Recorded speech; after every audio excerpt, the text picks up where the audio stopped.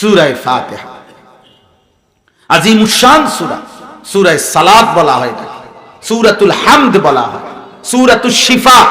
নবীজি বলছেন সূরাতুল ফাতিহা শিফাউম মিন কুল্লি দাইন, মৃত্যু ব্যতীত সমস্ত রোগের ঔষধ শিফা সূরা ফাতিহা। বহু আউলিয়া বুজুর্গ পীর মাশায়েখ ওলামায়ে হক্কানি রব্বানি মানুষ যত কথার লাগিয়া কতদূর ফু দিয়া দেন, মুচ্চা দেন, ফানি দেন, তারপরে যে আপনার তেলের মধ্যে ফু দেন, যা কিছু বহু আউলিয়ায়ে কেরাম সূরা ফাতিহা পড়ে পড়েই ফু দেন। যেহেতু নবীজি বলছেন এটা শিফা, এটা শিফা। হযরত আবু সাঈদ খুদরি রাদিয়াল্লাহু তাআলা আনহু, এই ওনার বিখ্যাত riwayat আছে, মুসলিম শরীফে হাদিস আছে। ওনারা এক জায়গায় সফরে যাচ্ছিলেন সাহাবীরা, প্রতিমধ্যে এক গোত্রের এক সর্দারকে সাপে কামড়াইছিল। এই সাপের কামড়ে ওই গোত্র সর্দার যখন বেহুশ হইয়া পড়ে আছে, তখন গোত্রের লোকেরা ওজা মানে যে ঝাড়ফুঁক করতে পারে এরকম লোক খুঁজতেছিল। এই সময় এই সাহাবাদের কাফেলা ওনাদের সামনে পড়ছে। ওনারা তখন জিজ্ঞেস করছে, আপনাদের মধ্যে কেউ আছেন যে সাপের বিষ নামাইতে পারবেন? আমাদের সর্দারকে সাপে কামড়াইছে।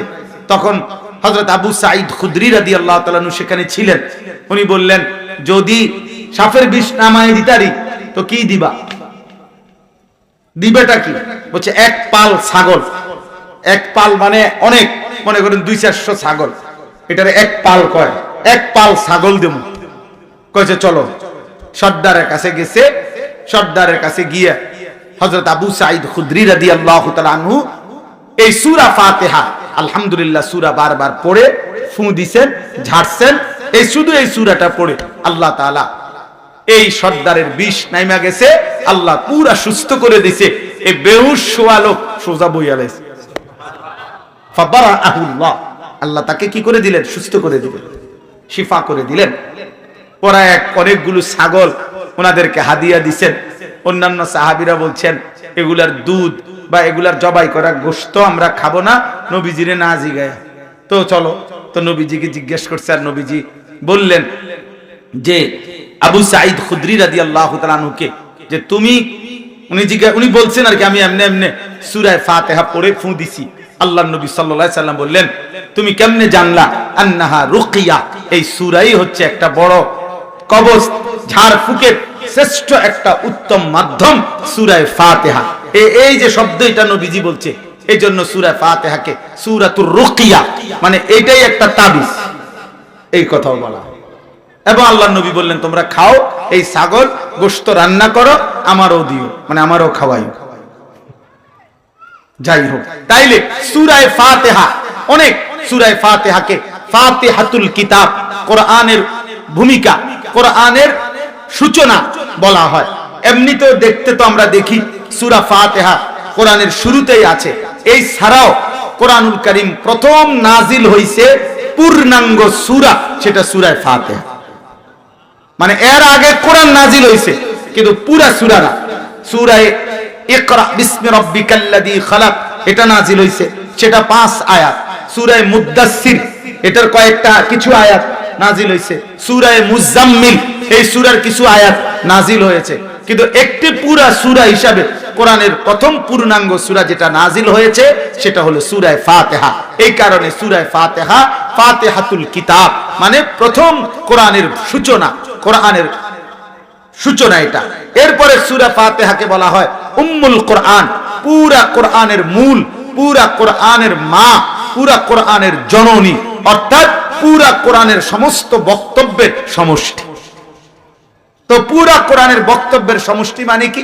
তাফসিরে মাআরিফুল কোরআনে লিখছে, একদম সংক্ষেপে লিখছে, পুরা কোরআনের মধ্যে দুই জিনিসের মূল আলোচনা।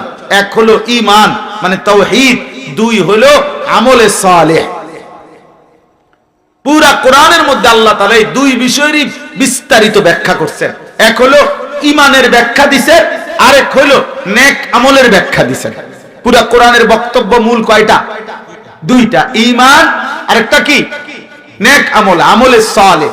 আরেকটু যদি বিস্তারিত বলে তাহলে পুরা কোরআনের বক্তব্য হলো তিনটা, তাওহীদ, রিসালাত, আখিরাত। তাওহীদ, রিসালাত, কি বলেন না, আখিরাত, আখিরাত, এই তিনটা। এই তিনটা। তো এই কোরআনুল কারীমের মধ্যে ঈমান এবং আমলে সালেহ এই আলোচনারও সারাংশ সূরা ফাতিহার মধ্যে আছে। সূরা ফাতিহার মধ্যে তাওহীদও আছে, সূরা ফাতিহার মধ্যে রিসালাতও আছে, সূরা ফাতিহার মধ্যে আখিরাতও আছে। আখিরাতও আছে। সূরা ফাতিহার এই 4টা আয়াত আমি শুধু সংক্ষিপ্ত এক্ষুনি এই 2 মিনিট তরজমা বলি। আল্লাহ তাআলা বলছেন আলহামদুলিল্লাহি রাব্বিল আলামিন। আপনারাও জানেন সমস্ত প্রশংসা আল্লাহর জন্য, যিনি তামাম বিশ্ব জগৎ সমূহের, মানে বিশ্ব জগতের না, যিনি জগৎ সমূহের প্রতিপালক। বিশ্ব জগতের প্রতিপালক, জগৎ সমূহের প্রতিপালক। অর্থাৎ মূল বিষয় হলো এই আমরা যেটাকে এই যে 7 আসমান, আসমানের সীমানা থেকে 7 তবক জমিনের নিচ পর্যন্ত এইটা যেটা মুফাসসিরিনে কেরামের বক্তব্য বলে এই পুরাটা একটা জগৎ। আল্লাহর সৃষ্টির মধ্যে রহম, আল্লাহর সৃষ্টিতে, আল্লাহর সৃষ্টির মধ্যে এই 7 আসমান থেকে 7 জমিন পর্যন্ত ভিতরে যা আছে, মানুষ, গরু, ছাগল, জিন, ইনসান, পশু, পাখি, ফেরেশতা যা আছে, এই মিল্লা একটা জগৎ। আল্লাহর কাছে, আল্লাহর সৃষ্টিতে মুফাসসিরদের কথা হলো এরকম আরো জগৎ আছে। সেই জগতে কি মানুষ থাকে না অন্য কিছু থাকে? সেই জগতের পরিবেশ কি?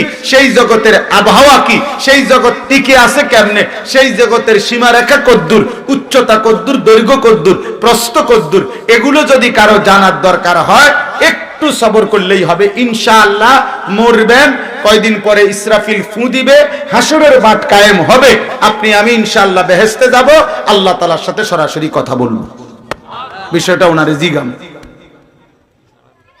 হ্যাঁ, এছাড়া আপনার কাছে আসেনি কোন, তাহলে ভাই অপেক্ষা করেন।